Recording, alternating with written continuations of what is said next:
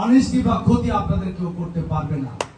ধর্মের কারণে আমি আপনাদের বলবো, সাহসের সহিত বুক ফুলিয়ে আপনারা চলবেন।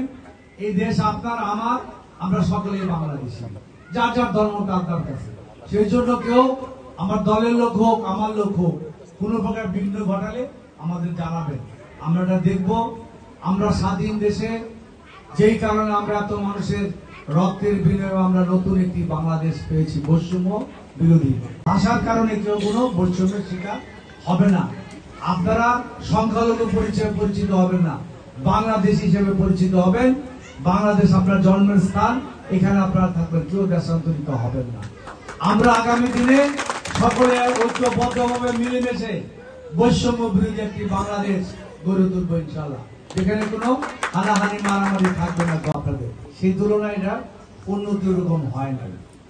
তা আমরা আপনাদের এটার সাথে আছি। আগামী দিনে আমরা সংস্কারের জন্য কাজ করব, সহযোগিতা করব, এবং আপনারা একজন আসলে আগামী সপ্তাহে আমরা 1 লাখ টাকা দিব, এটার উন্নয়নের জন্য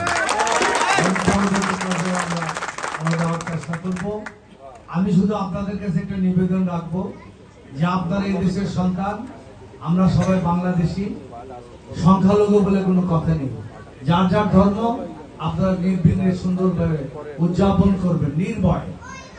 কেউ কোনোভাবে ভয় ভীতির ঊর্ধ্বে উঠে, যেই কারণে আমরা একটা বৈষম্য বিরোধী আন্দোলন করলাম, অনেক বড় শক্তিশালী শহীদ ছিল।